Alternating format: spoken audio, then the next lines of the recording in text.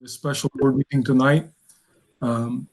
Before we get started to the agenda items, I want to let everybody know that I want to continue to follow the format as we have the last couple of meetings, giving parents, participants plenty of opportunities to ask questions, to understand the process that we have. A little bit different tonight. I would ask that you wait until you hear the presentations, till you know the reasoning behind the changes since we last met. And then again, we'll offer as much time as we need to go through the questions. We will use the chat box again tonight. So if you have a question, when we get to that point, please type that into the chat box and Mrs. Betts will follow through and let us know that it's there. I also ask that we keep it civil, that as we have questions and responses back and forth, that we are part of the same group trying to get to the same end. So with that, I will open it for board comments. Anyone from our board have a comment, please? Are we gonna pray? No, not tonight. Oh, okay. Yeah, I have a board comment then.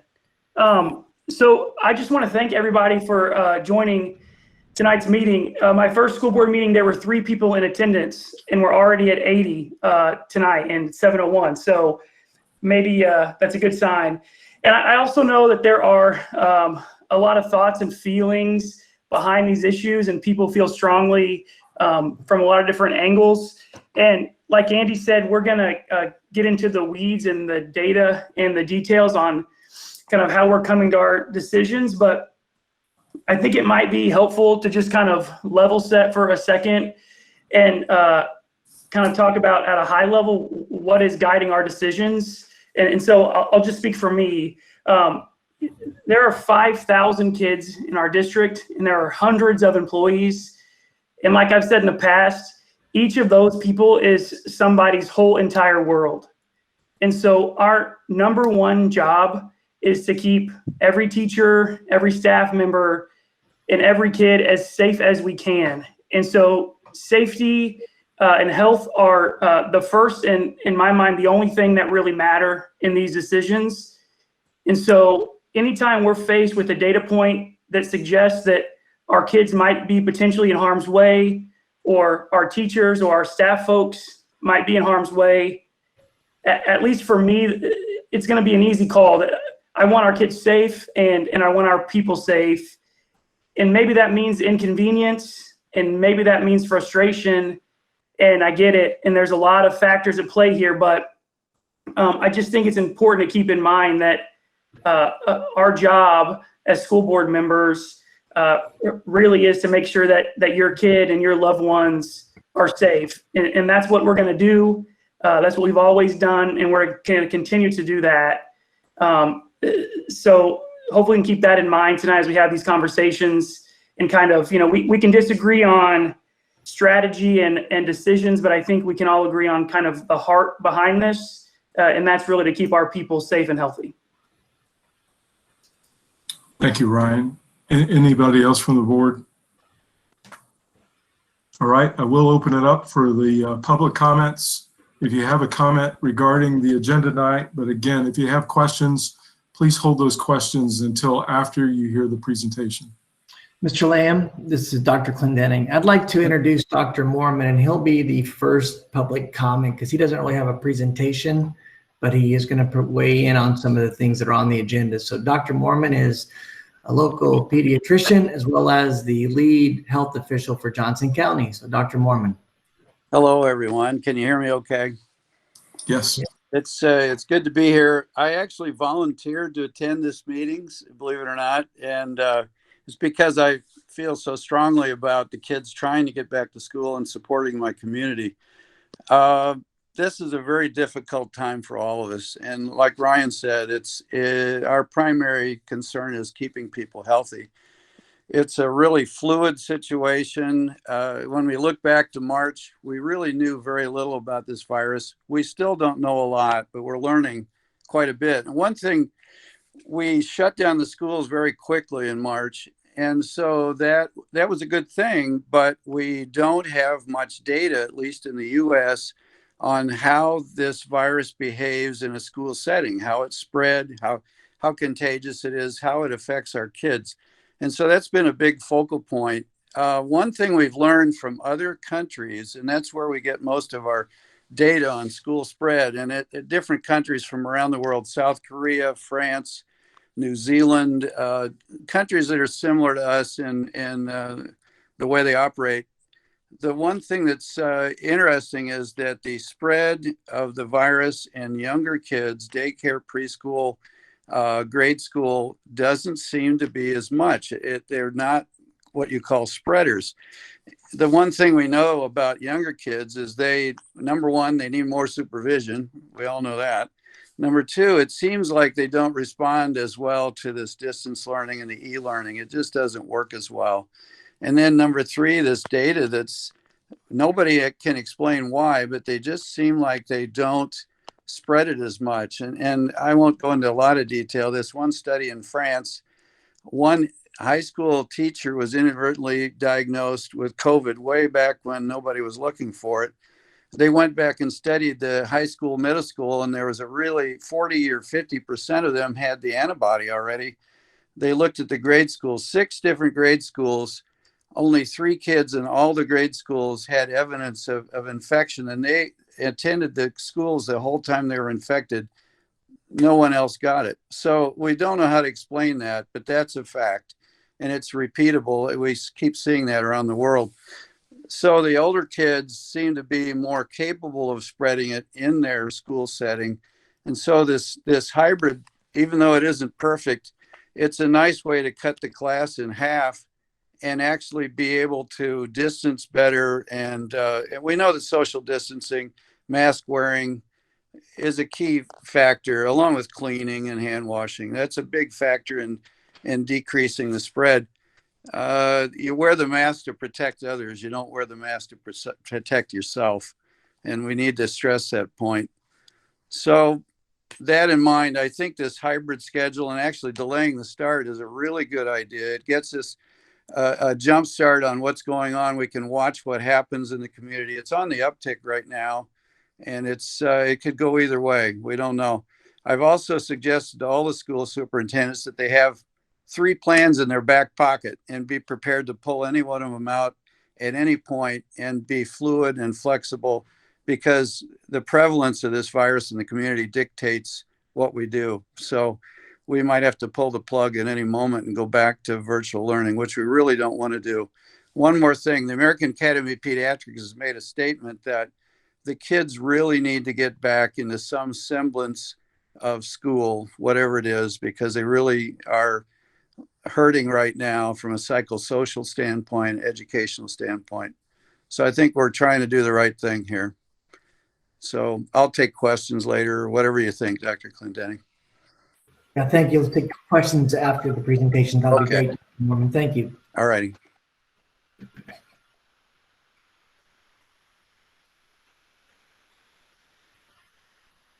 Andy, you're on mute, man. Thanks for that catch. So we'll move right into the next agenda item, which is the consent agenda. And the first item there is our reentry plan. So Dr. Clendenning, I'll turn it back to you to address that. Thank you. So the way we're going to do this is that I'm going to present a little bit of the science behind what Dr. Mormon was talking about, and some information from Dr. John Christensen, the lead infectious disease person at Riley.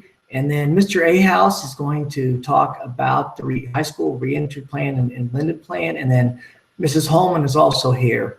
And so at this time, I'm going to take over the presentation mode.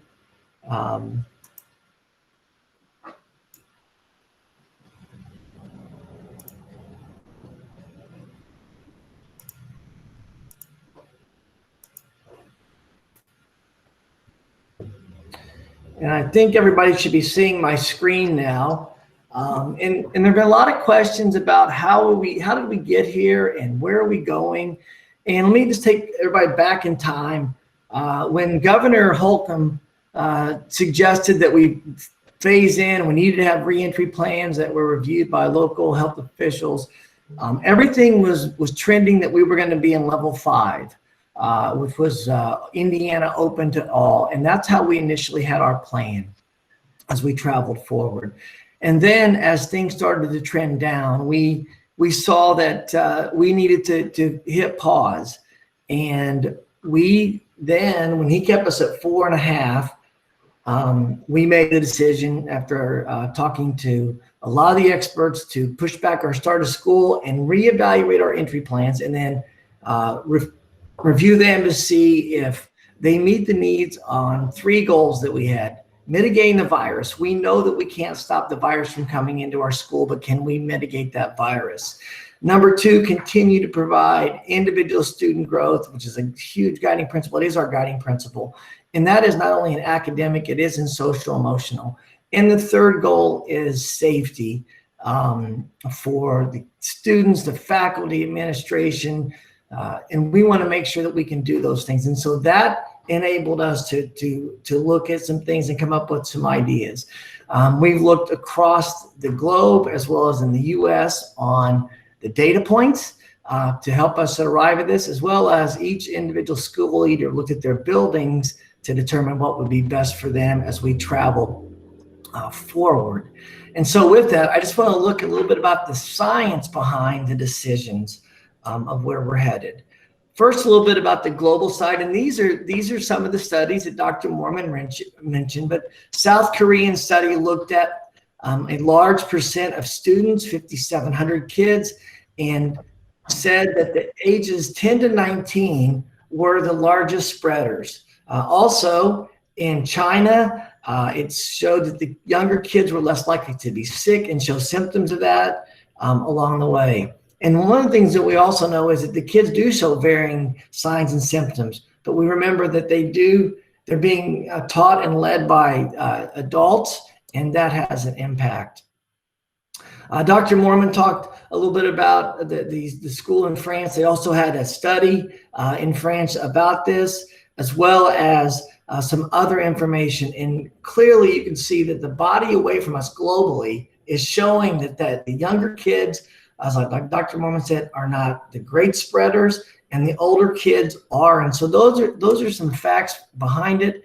And then Dr. Molinado, a pediatric infectious disease physician at Stanford, said that precautions like social distancing, having teachers wear masks, face shields, and splitting children into smaller groups and staggering their school day can help.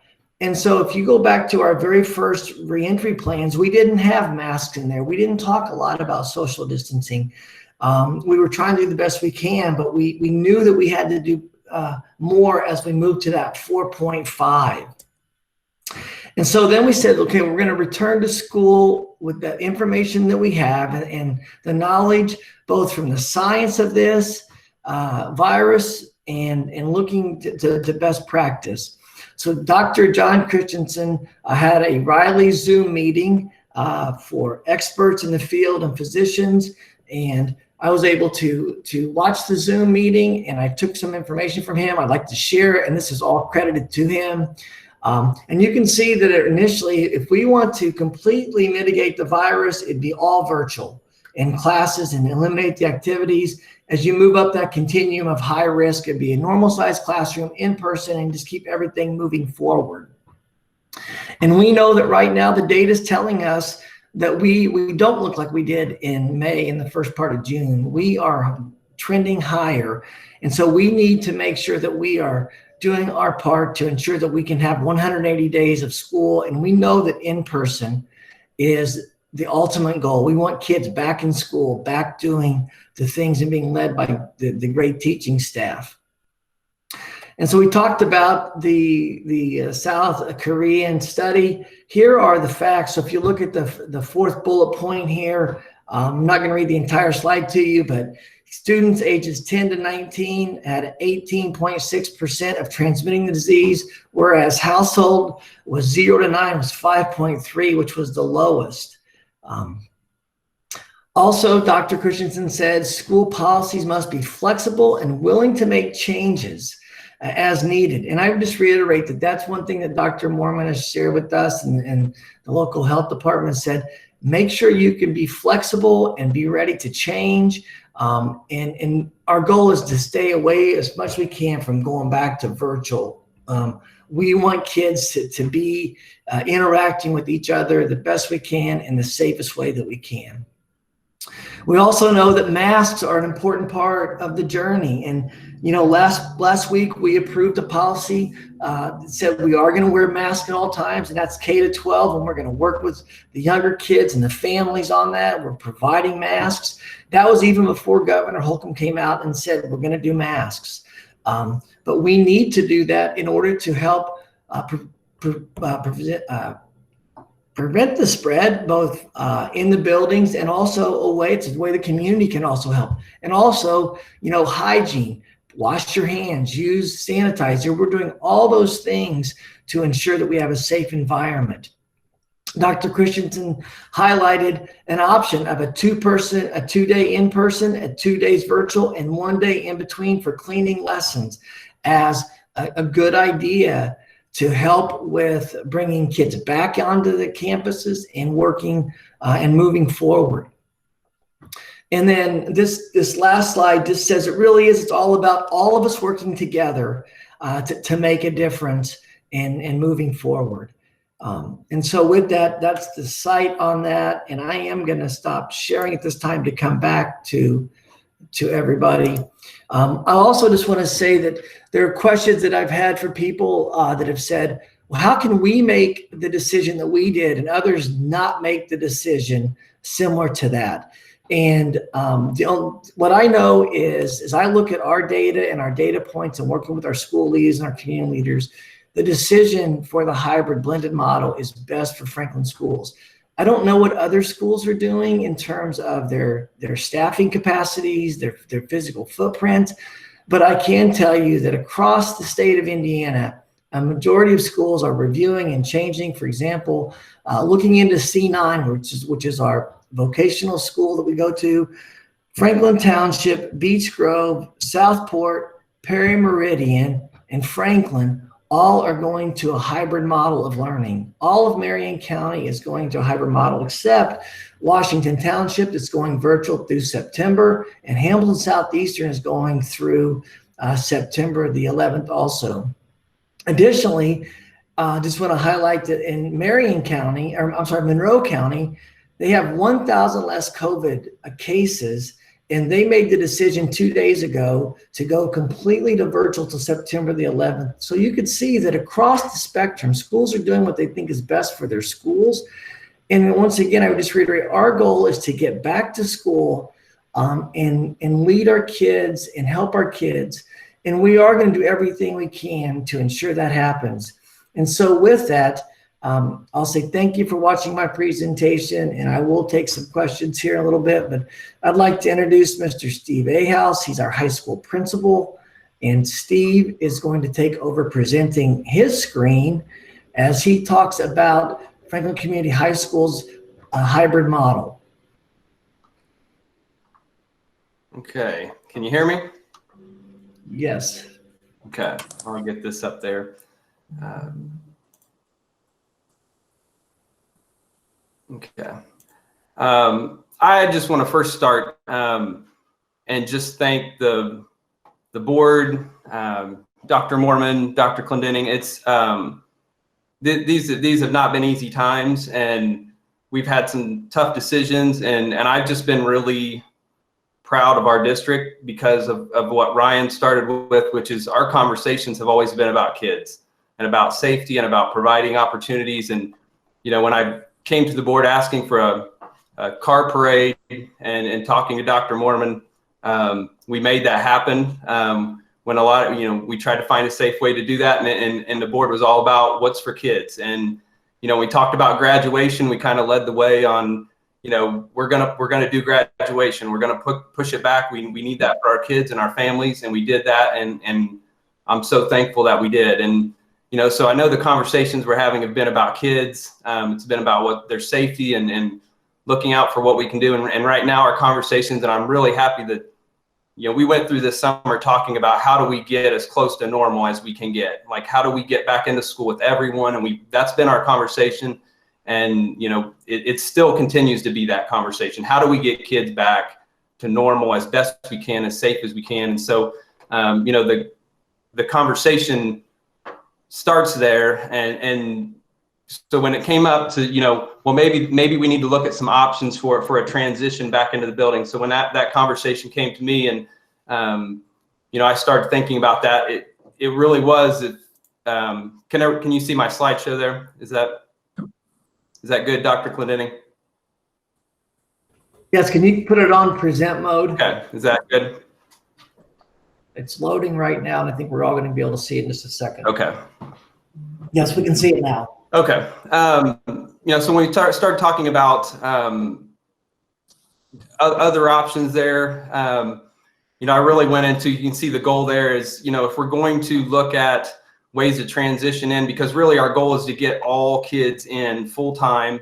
I'll be honest, it breaks, it's hard for me not to see all the kids coming in potentially at the start of the school year, but my goal is to get them there and keep them there. We can get all kids there, get them all in person and keep them there, because we know that's where they need to be. But if we're going to transition into that, and then we need to do a few things. And so the goal was reduce the number of students in attendance in each school day, create smaller class sizes, greater opportunity for social distancing, and still be able to provide valuable in-person instruction. Because as Dr. Mormon said, like, we know they need to get back into school and we want them there. We want their activities, we want them in the building, all of those things. So with the model, we've kind of set up class sizes, hallway traffic, lunch sizes, transportation, all of those things would be reduced in half, giving us a chance to really focus on doing things. We know that even the transition just to wearing a mask is going to be a difficult one for our students. So all of those things would be helped by that. The full-time option would still be available through Apex, and we've talked about that. That information's out there, and we'll continue to get more information out about that. And right now, extracurricular activities would just proceed as recommended. And so through the IHSA or through our performing arts or other co-curricular groups, we're going to proceed with those and just do those in a safe way. So our plan here is to look at really splitting the kids, students into two groups alphabetically. As we do that is really the choice. And when we started to sit down and look at that, there's different ways you can do that. But if you split them into grade levels, you end up with, let's say, 9th grade English, then all your 9th graders are there. It doesn't reduce those class sizes, or 12th grade English or some of those classes. So an alphabetical split really helps do that. It gets us really close. And in any classes that we don't get close, where we can make some adjustments. And I know people will want to know, well, can I go in this group? Can I move to this group? And really, we need to try to keep those class sizes at what they are. So we're really not, unless family situations, different last names in the same household, things like that, we're really not making those moves because we need to keep those class numbers steady. But group one would be in person on Monday and Tuesday, everyone virtual on Wednesday, and then that group would continue to be virtual on Thursday and Friday. And then on group two, virtual would be Monday, Tuesday, Wednesday, in person Thursday, Friday. So this would be the starting point of this hybrid model. The class schedule would run on blue day, white day, so block scheduling. We've experienced that at the high school. We have block scheduling in the middle of our previous modified schedule, so that it's not totally new to our building to run blocks. It would just be Monday, Tuesday blocks, and then Thursday, Friday blocks.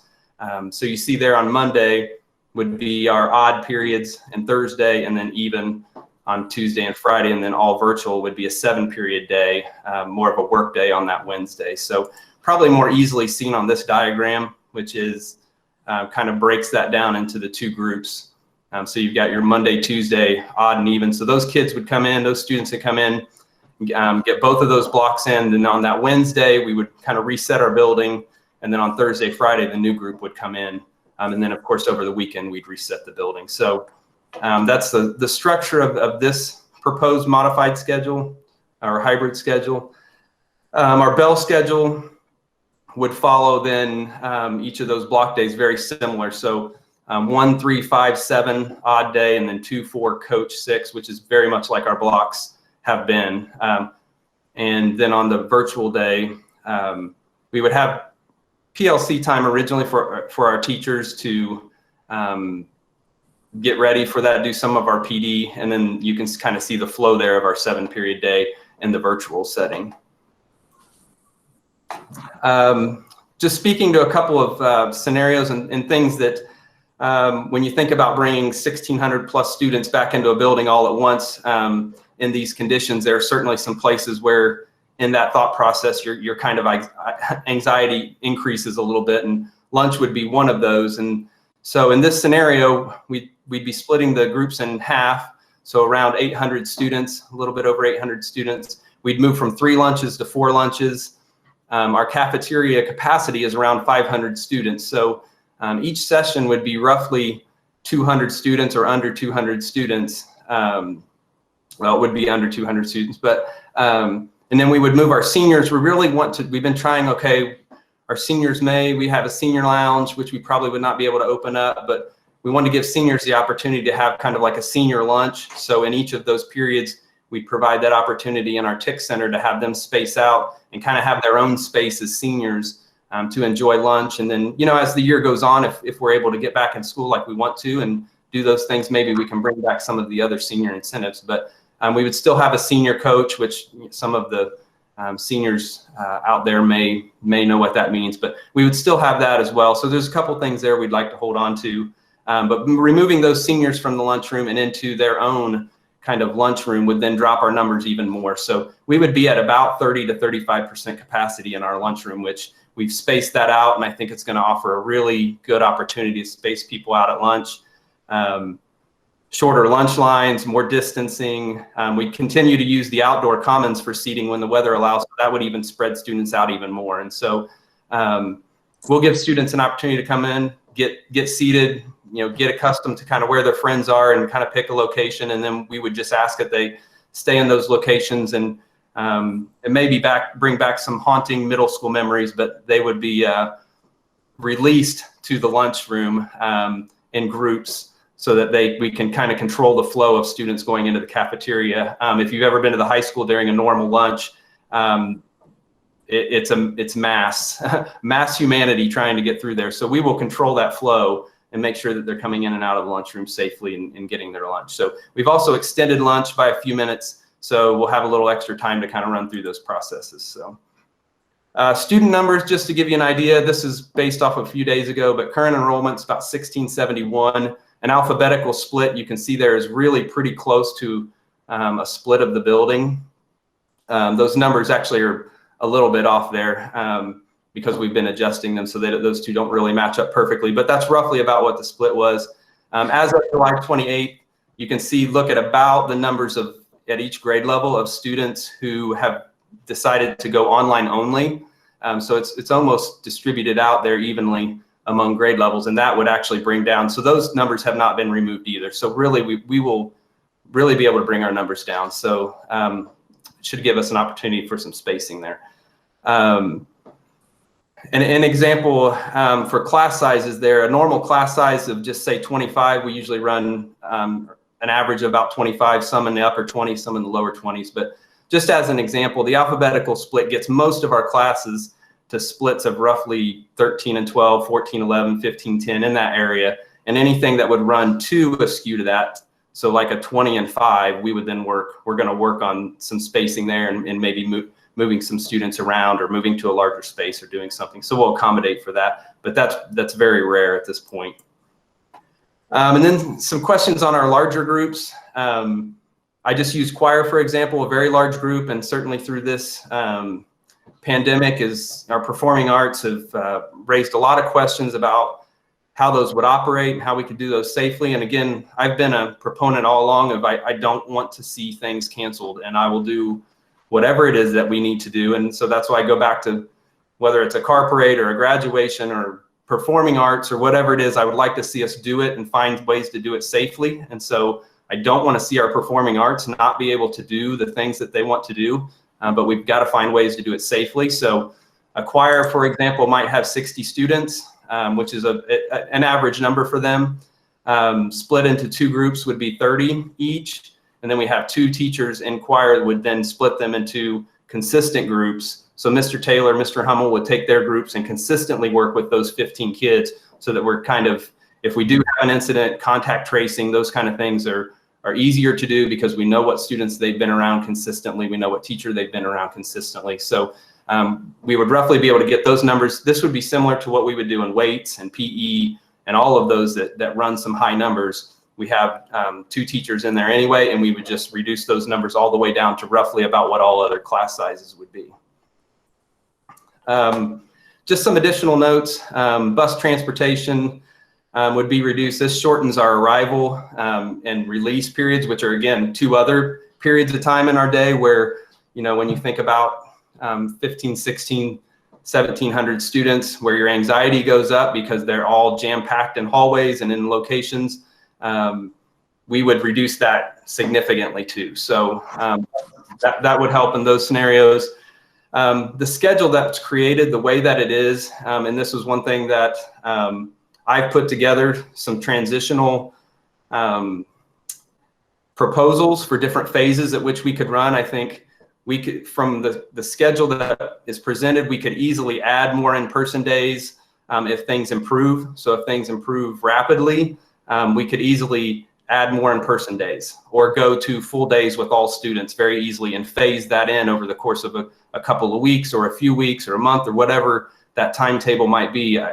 There's 4 or 5 different options of ways I feel like we can add more in-class time and work our way back into full in-class with all students every day very easily, I think. And then likewise, if things would decline, we could move to virtual or move back a phase as easily. So I do not plan for the first semester to ask to change this schedule because I do think it allows us all kinds of flexibility to add and then take back if need be along the way. So another thing is our if we were to happen to have students or teachers that were sick or quarantined, this model would give them an ability to stay engaged in what we're doing, no matter how much in-person or virtual we do. The model would stay the same, and we hope it doesn't happen, but the likelihood that someone might be quarantined or get sick, we have to prepare for that kind of stuff. So I think this model really lends itself to that. And then smaller class sizes, this is something that I really think I take into account is our students are going to have to wear masks all day. And if we can bring those small class sizes down and we can spend a period of time where we're phasing into this, it may allow for us to have more mask breaks, for them to get into social distance areas where they can breathe a little bit and do some of those things. I think if we pack everyone in, the ability to do that's going to be diminished greatly. So I do think those are just some things to point out along this model. And then of course the online option is still available. So the Apex program is a separate program to our in-person classes. But that's 100% student driven and student motivated, but we have teachers who will monitor them, monitor their progress, communicate out, and do all that kind of stuff. But that is certainly an option that's available beyond this hybrid model. So I believe that's it, and I'll turn my presentation over. And then Mr. A. House, one thing you might add is go ahead and talk about the calendar that you and I have discussed as far as getting a look at this to determine different benchmarks, I think, and then that's appropriate at this time, and then we'll talk more about moving forward in the phases later. Are you talking about dates or? Yep, the dates. Well, I would like to see us, we will know a lot more. There's schools that are going back, will be going back. I think Dr. Moorman alluded to this, like as people go into school, we will know more. And I think the schedule, the model allows us to adjust it in, whether it's right after Labor Day or whatever that date would be, that we could see school for a couple of weeks or a few weeks and really look at things and think, okay, it's going well. Things are going well. Let's add more in-person days, or let's make, so if we have different phases, much like the state has done, businesses do, everyone's really doing at this point. Very few places are, and when we get into a binary choice right now, that's a scary place to be, whether it's all or nothing. I don't think we want to get into this all or nothing discussion where we need to be all in, or if we're not that, then we're all out. I don't think anybody wants to be put in that position in today's age. So I think everything's got a phasing to it. So I think those phases are there, and I think if we check those dates and we can go along with those measures, we can see where it takes us. So right after Labor Day, maybe fall break, in November, and kind of keep working with those dates and whatever those might be, to just kind of checkpoints to see where we're at and what we feel like we can do. Thank you. And then one thing that Mr. A. House and I have been discussing is that we would give parents about a 10-day notice when things are going to change as much as we can, unless something would be so dramatic on the decline that would change that. But we'll give ample time, and we will be flexible. One of the things I continue to stress to everybody, internally as well as externally when I chat and in my YouTube conversation, whatever, is that we have to be flexible, nimble, and have a variety of things. And I think Steve today presents the thought that went into this and how it does demonstrate that flexibility and gives us some options to meet the guidelines and recommendations from people from the CDC down to local to meet that need. So Steve, I thank you for that. Mrs. Hallman's on. Her schedule looks very similar except for a few nuances. Mrs. Hallman, do you want to just briefly mention the few differences? Sure. So I'm not going to present my screen. It's very similar to what Steve just presented. We worked closely together and kind of aligning, making sure that the things that we were doing matched up. The difference is middle school kids are different than high school kids. And so that was one of the things that we needed to consider. Obviously, number one is safety. We've all talked about how that's the top priority. And then for those of us in the middle, just thinking about what's developmentally appropriate for kids. 12-year-olds are different than 16-year-olds. And so we just really wanted to keep that in mind. Another couple of things, we already have a double block language arts. That's something that we needed to keep in mind. And so with that, the biggest difference for the middle school is just that we are not blocking Monday, Tuesday, Thursday, Friday. So the kids at the middle level are just going to run a 7-period day, Monday and Tuesday, and then on Thursday and Friday. So the block that comes on the first 2 days of the week, it's going to be, everything else is going to be just the same as it was for Mr. A House, except that they just won't be blocked. So they'll run through their entire schedule. We opted to focus more on how we're handling those transitions. We have fewer kids in the building. So instead of 1,600, we're dealing with 800 kids in the building. They have fewer places. Our entire 7th grade is basically downstairs, and the entire 8th grade is basically upstairs. So they don't have as far to travel. So we've really worked to cut down their travel time and make it a straight shot A to B. When they enter the building off of the buses that are already going to be less crowded, they're going to go straight from the buses to their first period class. They're not going to be in large groups waiting in the gymnasium or waiting in the hallway. And then from class to class, it's going to be a straight shot. They're going to have less time to get from A to B. We're not going to do restroom breaks as they're transitioning. We've got those kind of built in. Mr. A House talked about high school, kind of some of the things are going to seem a little more middle school. And there are some things at middle school that are going to seem a little bit more elementary school, just to keep our kids safe so that we can keep tabs on them and just keep them safe. We also thought that with this model for our middle school kids, there's going to be a little less confusion. Having to adapt back and forth for middle schoolers already is a little bit more difficult. So we felt that consistency helped with them. And then the biggest thing for us is how we're doing lunches in the middle school is based on the class that they're coming from. So for instance, in 7th grade, they're going to leave their 3rd period class and go to the cafeteria with that class, and they're going to sit with that cohort. And if we were doing the block, they would be sitting with a different group. And that in and of itself would create just confusion. Where am I supposed to sit? Who am I supposed to sit by? What teacher am I eating with? And so this will just add some consistency there. And just because we already have that double block language arts, it's fewer classes and fewer transitions. And probably the biggest reason for me is that in order to do a block, we would have had to add a class, and it would have been basically a 90-minute study hall. And that's just for our kids in the middle school. That's just a lot of time that they're probably not going to use wisely, and it's going to be difficult. So that's why, for those of you that maybe have kids in both levels, that's why the difference. Everything else is going to be very much the same. Our class sizes are going to be about the same. We're looking at class sizes of 12 and 13 when we're split in half. are we going to stagger our release so that we don't have quite so many kids in the hallway? And I think that's basically, I don't know if there are other questions or anything that you had, Dr. Clendenning. Thank you very much. So we'll look to the audience at this point for any questions. Mr. Lamb, that's all that we have as far as presentations on the hybrid blended model this time.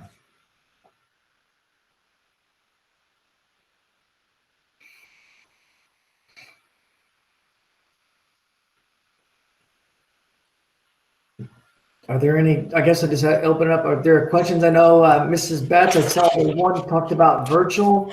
What it look like? Would Dr. Warland, would you start talking? You'll be the first to answer this question, and then we'll send it to the high school to answer as well. So Dr. Warland, what will we see in terms of virtual and at-home learning in this new world? Sure. Great. Thanks, everybody. Thanks for the question.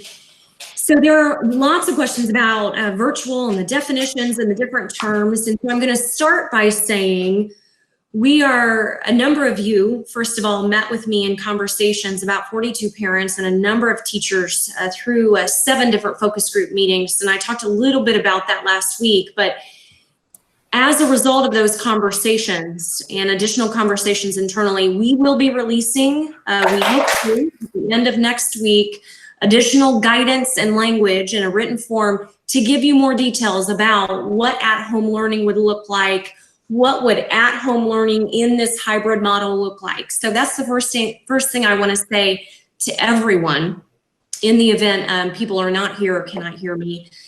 I will tell you one of the things I want everyone to be mindful of. It will not look like it did in March through May. And I think that's that first question on there if I'm reading correctly.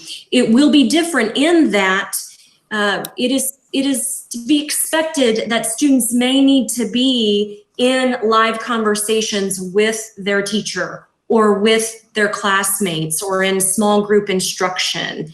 So we are working through those details with our teachers, but I want to ensure that families understand the schedule that Steve shared, the Bell schedule and the block schedule. It's important that families know they need to be available during those times on those days, because we anticipate opportunities for live engagement with peers and the teacher.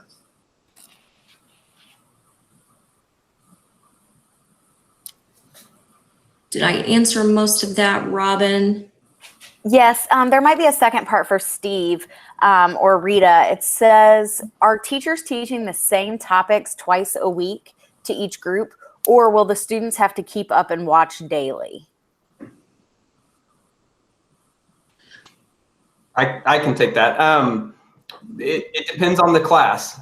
Some classes lend itself to potentially information that they could do with one group. For instance, we've talked about something like a science lab.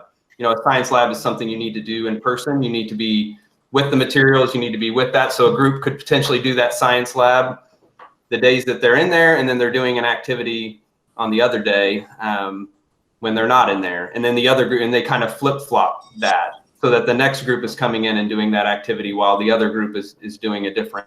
So it could be that those assignments are different on different days. It could be that they are the same, and then they pick up from that, and that the information continues. So I think to answer those questions, and I know Dr. Warland was talking about that, you know, we're clearing up that language, especially since we're looking at this hybrid model that now adds a bit to what we were getting out. So we're making adjustments to that. We want to make sure that that's something that's very easy to read, and parents and students can go through it and kind of understand the expectations. But I think Dr. Warland said it perfectly. Like, students will need to be available during those times, because different assignments may require that they are there watching what's going on, or they are there in discussion with the group talking about a book or about a topic. And then at other times there may be things going on where they can work independently while the group in the classroom's doing something, and that flip-flop. So I think you're looking at different courses looking differently. So we want to get that language corrected so that, you know, especially now if we're looking at the hybrid model, that we don't rush that language out. And so our goal is to have that out. I think we were trying to by by the end of next week. If we can, it just really cleans up that language. But I think maybe that will help parents understand that they will need to check in every period. So, I mean, they're going to have to, attendance will be taken every period. So they are going to have to check in. So what that assignment then looks like is potentially something different. So does that help, Robin? Yes, thank you. The next question is, if we choose to move our student to the virtual learning, who and when do we need to communicate that to? And also, if freshmen are doing virtual learning, do they still need to attend freshman orientation to switch out Chromebooks? Robin, I will take the first part, and then I may let Steve take the second part with that level of detail. As with regards to virtual learning, you are welcome to call the central office or email me. I am trying to keep a master list of all of those K through 12 who are choosing the parent choice, the full-time virtual option. Keep in mind, and I was going to mention this later, but I'll mention this now. It seems like a great time. We do have a grace period. So if you start in the virtual space and then decide it's not working for your family, you can move to the on-site option. So that may be the K through 6 option or the 7 through 12 option, and vice versa. If you're on site and it's not working for your family, you will have the opportunity to move to the full-time virtual option. When we had originally published that information, we were giving families a month to make that decision. So the grace period was through August 28th. We've heard from a number of you about extending that to keep that equivalent to what we had originally submitted. So we are going to honor that request. So the new deadline for that grace period is September 11th. Again, you can also switch at the end of the semester. So with regards to the timeline for making that decision, we begin on the 17th. We will start next week. We had a meeting today, moving students from their current on-site schedule into those virtual classrooms in our system. So I would encourage you, if you can, to let me know next week. If that's impossible for your family, just call and we will work that out. I'm not concerned about that. I also would encourage you to call if you have questions. I've had a number of families that have messaged me and said, can you just call and talk me through it? I'm happy to do that. That second part, Robin, I think Steve needs to answer. Steve, can you see that with regards to Chromebooks? I don't know if I saw it, but I think the question was basically, do they need to work to get to come to orientation to get their Chromebook? Yes, we still need to take, I mean, especially if they're virtual. I mean, either way, but some components with every student, but that Chromebook's going to be important. And so if it needs to be swapped out, or if they just need to get one in the first place, like, yes, we need to get that taken care of.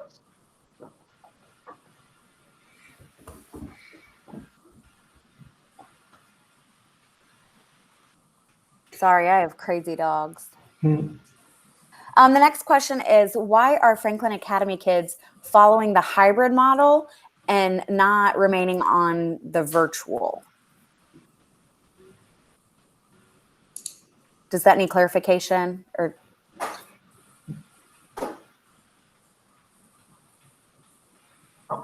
Steve, this is probably one for you. Yeah. Yeah, well, it's the same concept of number of students that are in the building. I mean, it's the same concept of what we're trying to get done with the staff that we have and the students that are a part of the program, and all of those same scenarios. It's the social distancing, it's the not overloading classrooms, it's all of those things. So and I'm not positive where the question came from, but that might be a question too. Just call in and one of our Mrs. Geisler or Mr. Martin or myself or someone we can talk about some of those things too. So Yeah.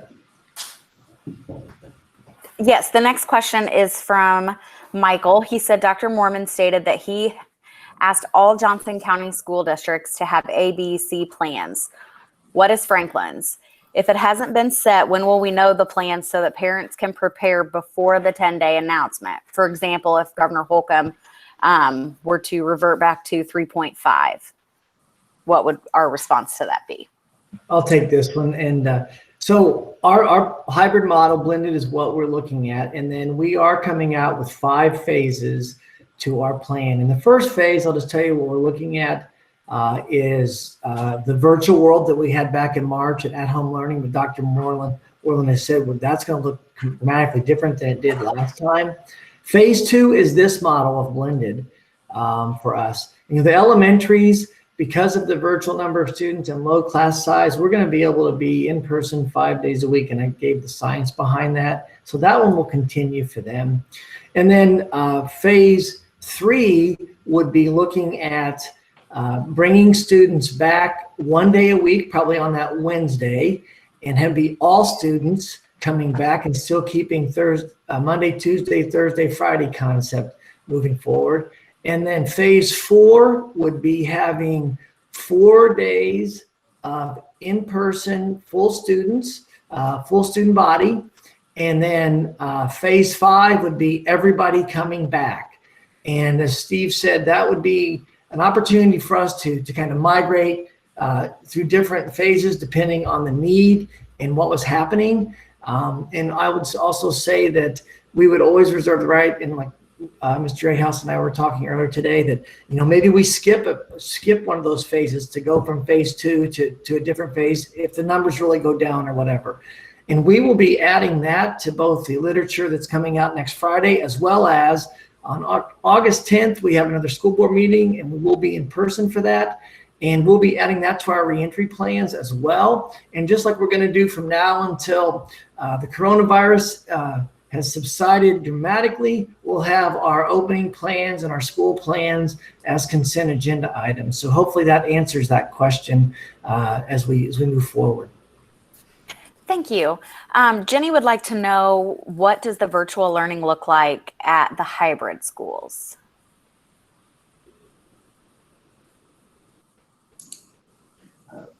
Dr. Warren? I can jump. Oh, Go ahead. I can jump in here. Okay, and then Steve, you can tag team. Robin, this is what we were talking about just a minute ago to some degree. The revamped at-home learning expectations will look very similar to the virtual experience or the at-home experience for students on the hybrid model. And that's where Mr. Ahouse and I both, Steve and I both, are encouraging families to understand that students will need to be present and ready to engage. They will be checking in for attendance during every one of their class periods scheduled for that day. It is possible, depending upon what happens that day and what class they're in, that students will be engaged in live discussions, live presentations and instruction with their teacher, depending upon what the assignments are. So we just want to make sure we encourage families to ensure students are ready to engage during the school day, ready for live conversations with their teachers and their classmates, their peers. Steve, feel free to add whatever else you feel is important. No, I think you covered it. I think I think that was good. So. Thank you. Mr. Sewell, this question is probably for you. Can you talk a little bit about the cleaning that's going to occur at the elementary and middle school, since Wednesday was kind of designated a cleaning day at the high school, and maybe explain that? Absolutely. It's a great question. So at the Wednesday day being a virtual day or at-home learning day, it was an opportunity to focus on cleaning with an empty building. But across the board in all school buildings, our cleaning focus is going to shift this year towards cleaning and sanitizing touch and just making sure we're doing a good job with that across the board. And we're going to set aside some of the, or reduce the frequency of some of the other routine clean tasks like dusting and mopping and sweeping the floor that we would have spent time on in a typical scenario. So the focus again will be on the sanitizing touch points. There'll probably be a little bit more of that has to occur in the after hours cleaning crew at the elementaries. But the other thing that's a little different with the elementaries is you don't have the same degree of mixing where you have multiple students that are occupying the same desk. In an elementary classroom, the same kiddo is sitting at one desk all the time. And so we think there's some trade-offs there, but the bottom line is across the board in all buildings, our emphasis will be on making sure a specific set of cleaning and sanitizing tasks is happening on a regular schedule and is documented with checklists and regular follow-up on that. Thank you. Steve, I know you talked a little bit about choir and kind of a large group setting for class, but Jenny was wondering what is happening with show choir since there's no marching band. Little distinction there. Marching band is right away as soon as the school year starts, and that's and that's something actually that their organization decided to do. We are continuing to let our marching band experience that opportunity. As I said before, I want to find ways for our students to get as many experiences and do as much as they can do if we can find ways to do it safely. So we're working with the marching band, so they are still going to go out onto the outdoor marching facility and space out and play and get that experience as long as we continue to feel that is safe and they follow safety procedures.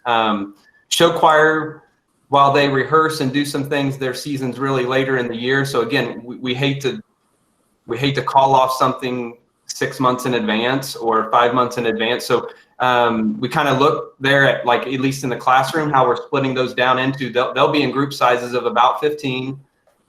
We have protocol for how they practice during the school day, and then after school, they'll follow all of the same things that band would follow, athletics would follow. So we're going to have them continue. We don't want to cut them off from an experience that we feel like there may be hope that they can continue, because they can, even if they can't compete, competition is not all that is about. And so they can still have a great experience and learn and learn to sing and learn a lot about and enjoy those experiences. So it has not been canceled, and we're looking for ways to just do that safely. Thank you. Dr. Clendenning, Mr. Lamb, I know you mentioned that the August school board meeting will be in person. Are we allowed to still have that option to Google Meet available for parents or those who cannot attend? We will still, yes, we will show it live like we've been doing. I know Mr. Sprout's come up with some ideas to Google Meet that'll be live streamed and doing some of those things. So absolutely. I'll just say I love that we have participation, and I'm going to speak as the superintendent, and it's great to hear everybody's voice and to know how much passion and love it is for our district. And we are all trying to do the exact same thing. So yes, we'll continue to do this. And I will say right now, we will be back in the auditorium on that first meeting, and probably for a lot of the meetings, just for social distancing. As you know, our boardroom is not always as large, but we want to make sure we provide opportunity for people to come to the meeting if they want, and social distance. So we'll be in the auditorium on that August 10th and for the future. Thank you.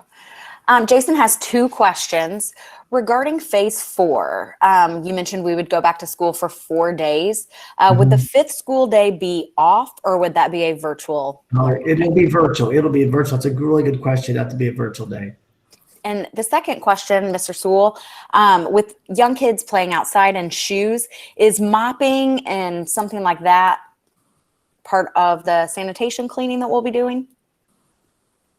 Most of the young kids are on carpeting, and that carpeting cannot really be sanitized. So I don't really know that that's a primary transmission concern.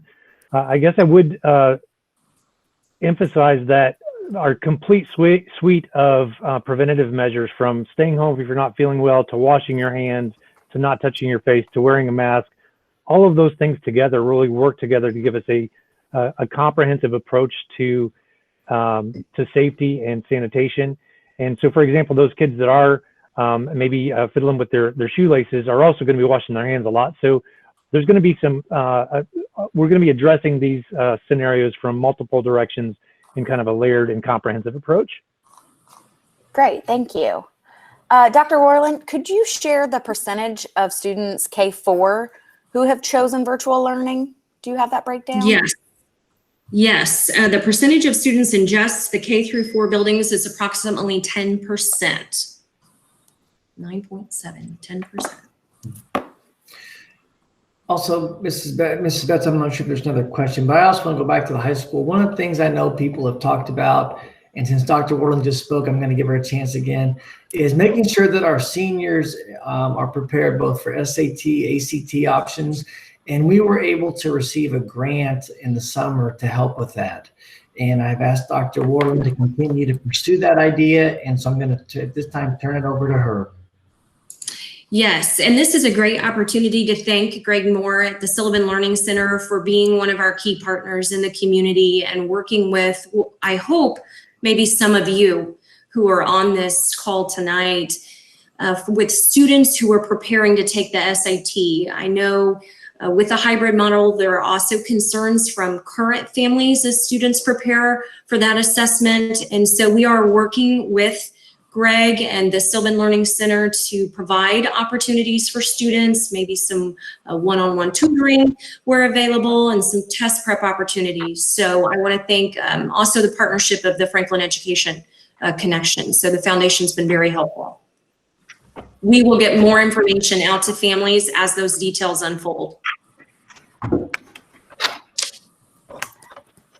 Dr. Clendenning, Jenny mentions that she saw that IPS is not going in person until October. I know you can't really speculate on their superintendent's reasoning, but is that something you're thinking about or considering, or what would those situations look like? Yeah, right now, I am not considering that. I'm going to continue to look at the data. We talked last board meeting about the 5 benchmarks that we're going to follow. That's trend line information, as well as the COVID rules that we have put in place based on our reentry plan, wearing masks, also looking at the fresh air performance against the Indiana standards, and cleaning. But right now, no, my goal is to be focused on getting our kids back with their teacher as soon as we can, full time. And so I do not, look to that, but I'll just reiterate, please be flexible and nimble. Don't someone put on Facebook, Dr. C didn't tell me the truth when I said that statement, because right now it's not trending well. Dr. Moorman just said that, but you know what? If we can all work together here and wear masks, socially distance, I think we can really do well. And that's what our goal is, to get the kids back as soon as we can in that phase structure. Lana would like to know, what are the thoughts for K through 6th grade if the COVID numbers rise once school begins? Would they shift to a hybrid before the corporation chooses to go completely at home, or would we just make that shift to at-home learning in the younger grades? That's a good question. And right now, I don't have a good answer for that. I think we'll continue to look at the data. One of the things that we do know in that K-6, it's very difficult for parents and for kids, both on the learning side, but also in after school and before school care. And so we would try to work on ways to help that. If the COVID numbers were to change, or we have a struggle to get subs and those type things, we'll be in work in concert with the families on that. And I'll come back with an answer on August 10th for that to help clarify that. Thank you. Have you discussed if there would be any consequences for students who choose not to wear masks at school?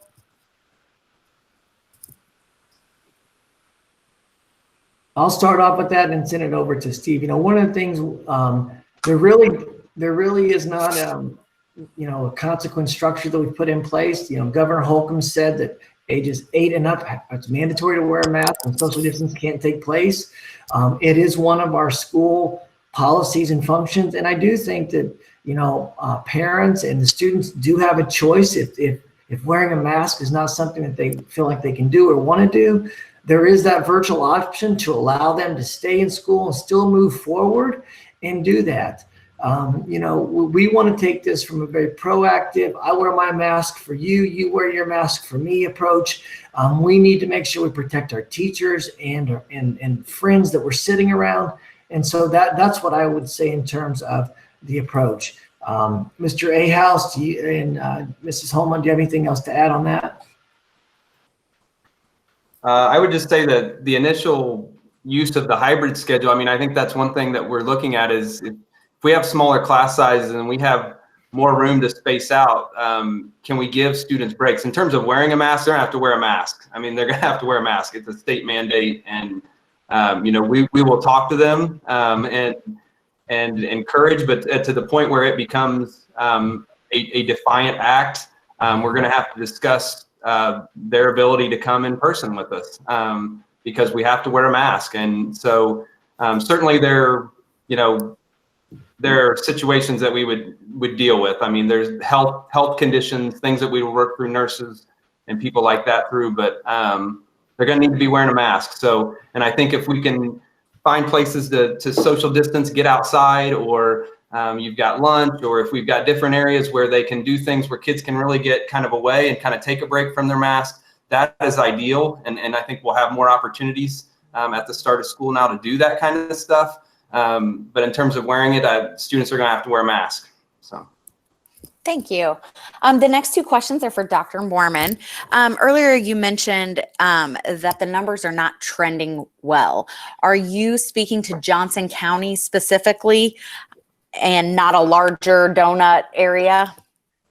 Well, that's a good question. I think we're fortunate in Johnson County, but that little virus doesn't stop at the county line road. It really doesn't know which county is which. And we have to pay attention to what's going on around us, not only in Johnson County, but adjacent counties in the state and beyond that. The country, there are certain areas of the country that are really falling apart. And unfortunately, people are still traveling, bringing the virus back. And the thing that really is sobering is that 50% of people who are contagious don't know they're contagious. So we just have to be careful. It's not going away. This is more of a marathon than a sprint. And we have to be careful and pay attention. And it has been trending upwards nationally and internationally too. So it's been described, people are talking about this is the second wave. No, this is still the first wave. We suppressed it. It's still around. It's just the first wave. I hate to sound discouraging, but it is discouraging. All right. And the second question, Jason would like to know, are we still using the 20% in building or 20% in the school system infection rate? Or is Johnson County following what Marion County just announced that they will look at community infection rate instead? And it is 15% rather than the 20%. Well, that one's for me too, I guess. Dr. Clendenning and I have talked about that a lot. You can't just use one number as your criteria. You have to look at trending of all the numbers. You have to look at positive, daily positive rates, or at least weekly. Daily is a little too sensitive. You have to look at hospitalization rates, the trend. You have to look at trending. So you can't just hang your hat on one number and hope that that's accurate. It's not. So you can't just put a number out there and use that only. Thank you. I know we have quite a few people on here that will collaborate on this next question, but Jenny would like to know, what are the plans if there is a positive test result in one of the buildings? I'm going to thank you, Jenny, for that question. We are going to collaborate on this. And first, I'm going to go to Mrs. Martin, and she is the Director of Health Services. And she is going to also be the liaison for Franklin Schools to the local health department as well as the state department. So, Mrs. Martin.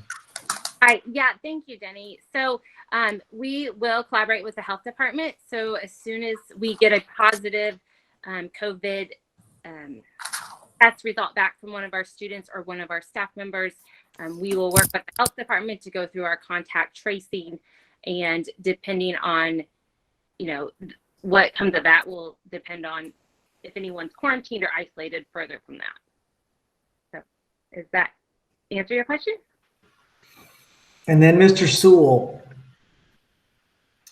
You want to talk about the plans that you'll be working with Mrs. Martin for contact tracing?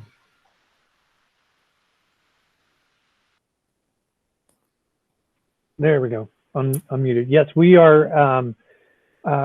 We have a Google form in the works that will help us work through those reports and get those routed to the correct person. And again, from the information the buildings have about where people are sitting in their assigned seats to the information that our bus drivers are keeping about where students are sitting, we will be able to work in our in our contact tracing teams to identify those people that may be affected. And again, as Amanda said, using the advice of the health department and Dr. Mormon, decide who would need to be excluded from the building. We do plan, as part of our communication plan, to remind our students and our families on a regular basis of the importance of staying home if you're not feeling well, and reaching out to us if you have questions about your status and whether you should come to school. We would love to work with you to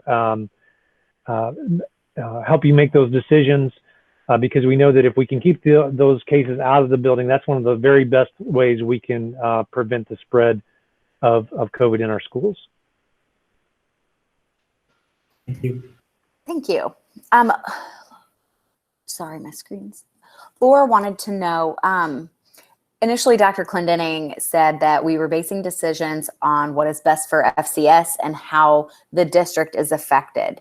So back to her previous question for Dr. Mormon, while she realizes it doesn't stop at the county line, if Johnson County should remain at a low trend level, would we still be basing closures based off state trends?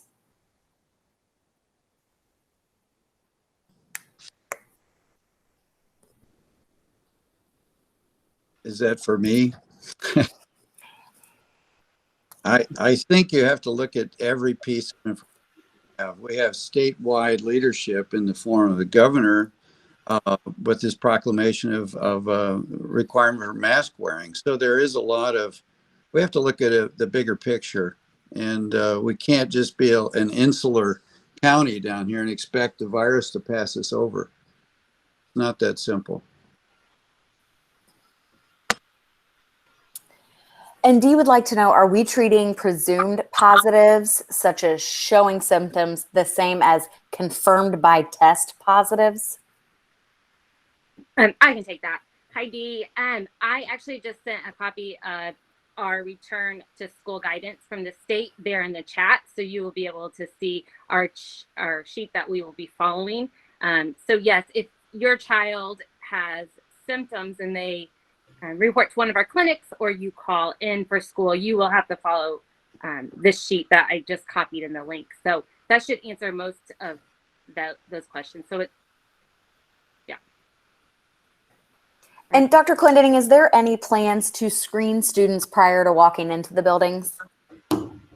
We are not screening students, and I'm going to also ask Dr. Mormon to talk about testing and what he's been saying about that. Well, where do we start? I think the antibody test, first of all, is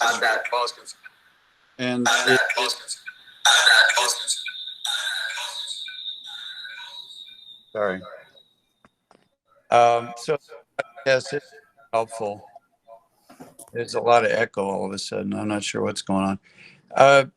Testing, the rapid test isn't readily available. It's mostly that the PCR, RT-PCR test, and it takes several days to get back. We're increasing our capabilities. The health department, our health department has a grant, doesn't go into effect till September 1, but we'll have another drive-through clinic open and a location to be announced. And it'll be 5 days a week with extended hours, including Saturday. So hopefully we'll improve the capability of testing. But I think that's the key. You don't want to run out. What's happening lately is people find out, you get the results about 2 days. Someone gets the results, they're positive. They tell their friends, they run out and get tested. They've only been exposed 2 days prior. The incubation period of this virus is about 5 or 6 days. I know they say 2 to 14. It's about 5 or 6. So if you get tested 2 days after exposure, it's going to be negative. It's a wasted test. So they don't recommend testing if you're asymptomatic. It's a useless test. So if you're symptomatic, sure, and consult with your healthcare provider on if you're having symptoms so they can help you determine what you need.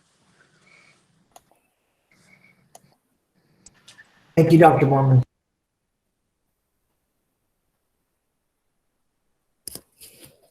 Sorry, I lost a question. There we go. What happens in the event that a student falls into contact tracing, has no symptoms, but the parent refuses to have their child tested?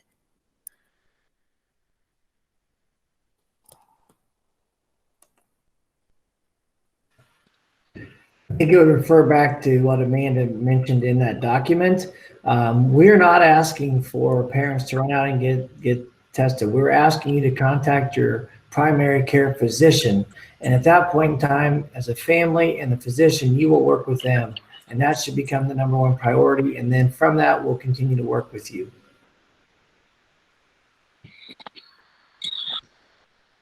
And if a student doesn't have a fever but has symptoms,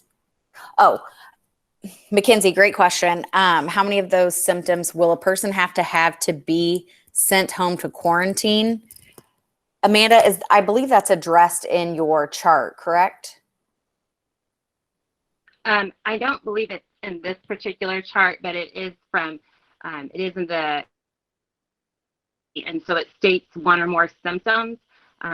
There is some guidance on the symptoms. For instance, if they have a headache, there is a process of a time frame that we do give for students, but yes, it is 1 or more.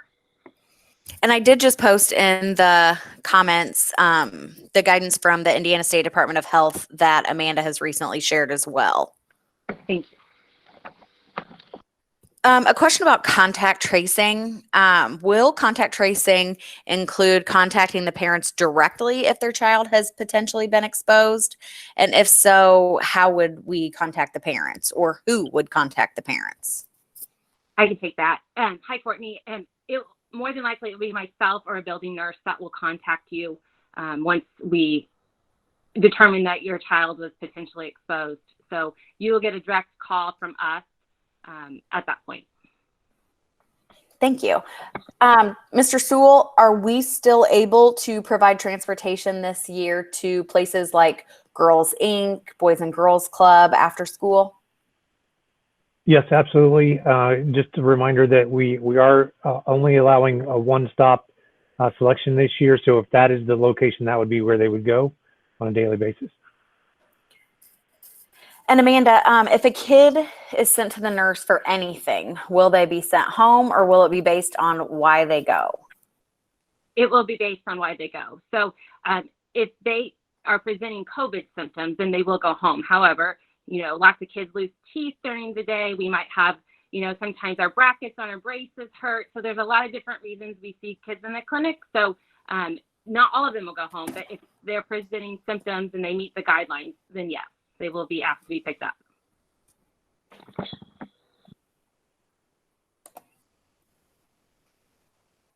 All right. Well, I believe that was my last question showing up in chat. Thank you, Mrs. Betts. Back to you, Mr. Lamb. All right, let's move then. This is part of the consent item, but David, if you would, or Natalie, if you would open up the school calendar, please. David, I think there's some key dates there that we want to share with folks. Dr. Worland, would you please describe those? I know you led this committee. Thank you.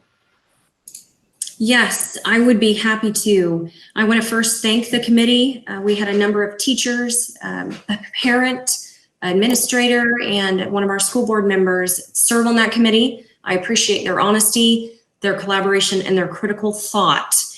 As you all can probably imagine, there are no perfect solutions, right? We had the perfect calendar before we started. No, seriously, we thoroughly considered various options. I want to first point out that we maintained new teacher orientation days. Those happened this week with our newest employees. I want to thank everyone involved in that important process. We removed the 2 teacher days that were scheduled for August 3rd and 4th because we moved those back due to the 8 days that we delayed at the beginning of the year, which has really been a remarkable opportunity to do some of this planning and to continue conversations with all of you. We placed 3 of the 4 teacher work days that are in the contract on August 13th, or I'm sorry, 12th, 13th, and 14th. This allows more time for planning and refreshing of where we need to, our virtual spaces, more conversations about the different phases in preparing our teachers and our administrators for that time, really time to work together and to reacclimate to some new curricular resources. And frankly, to get back in the buildings.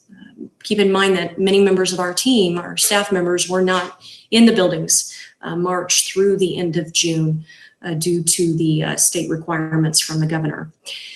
We also kept the teacher day at the end of the year. It was moved from the 24th of May to the 27th of May. We then added the 8 student days back into the calendar. You will see those right now. I have them in orange.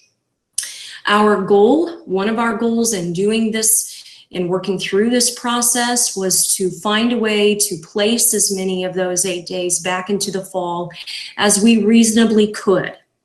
We realize with this calendar, we're not providing as much notice to families as we traditionally would with our school calendar, and our decision will reflect some of that lack of notice.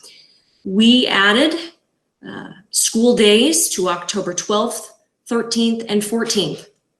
We are asking or recommending that those be e-learning days to allow for flexibility. Again, realizing we have not provided much notice to families, and we are attempting to be flexible where we can. We are also recommending November 25th, which is part of the Thanksgiving break, as an e-learning opportunity for those families who have already planned out-of-town visits to family for that time. January 4th would be on site. We feel like January 4th, given where we are in the year, we've given enough notice that that date will be on site in the buildings on January 4th. It was originally a teacher day. It is now a student day. The same thing for May 24th, 25th, and 26th. Those 3 days were added to the end of the year, again on site with the thought that we're providing enough notice to families to plan accordingly.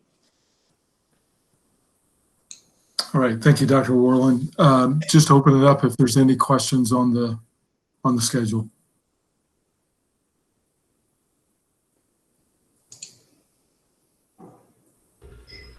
I just had one more thing about the calendar. We are looking at Wednesdays when we are back in session. Those will be full days. We will not have for the 2021 school year early release or late arrival.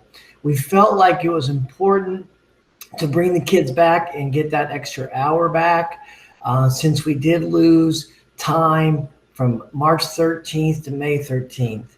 So I just wanted to announce that. But if we get a green light back in January or something and things just completely change and go well, then we may come back. But right now, the plan is not to have early release or late arrival for the 2021 school year.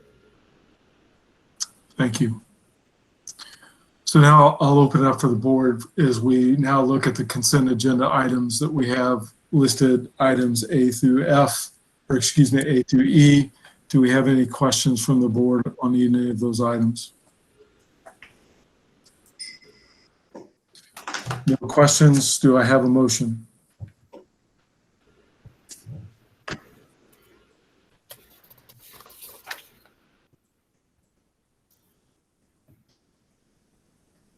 This is Christy. I'll move for approval. Thank you, Christy. With that, Becky, how do you vote? Yes. Thank you. Ryan Wagner. Yes. Thank you, Ryan. Brian? Yes. And this is Andy, and I vote yes. So the consent items passes. We'll move to the next item on our agenda, and that's public comments. So this will be an opportunity. Please, again, use the chat window. Let Mrs. Best know that you would like to speak. You can address the group here, and I'll give you 2 minutes to cover your topic.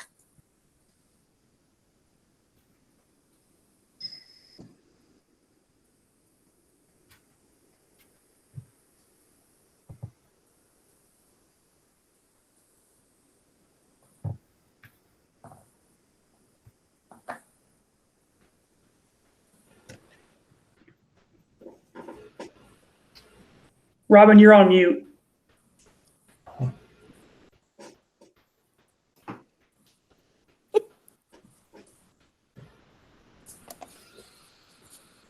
Okay, seeing no input there, do we have any comments from the board?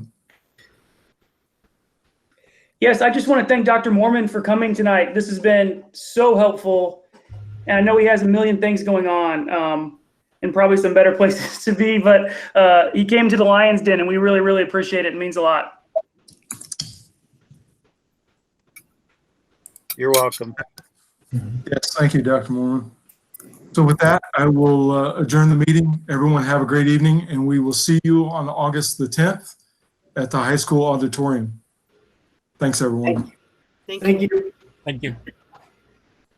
Like there are some questions from the. Thank you.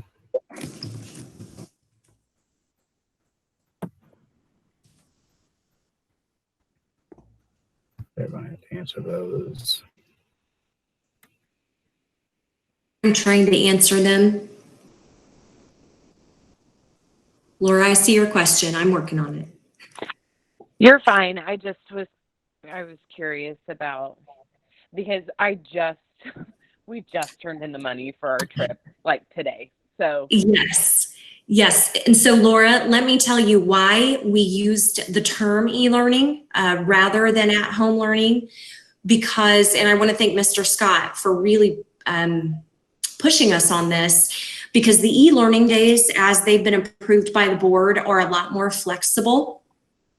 And so we don't have to hold the specific, you have to be online, you have to be in live meets. So they will be school days, but we are going to work with our staff to accommodate those families who may have other plans, because we realize we're telling you, I mean, many families plan months in advance. So we realize we need to be flexible. okay. That makes me feel better. Thank you. Yeah.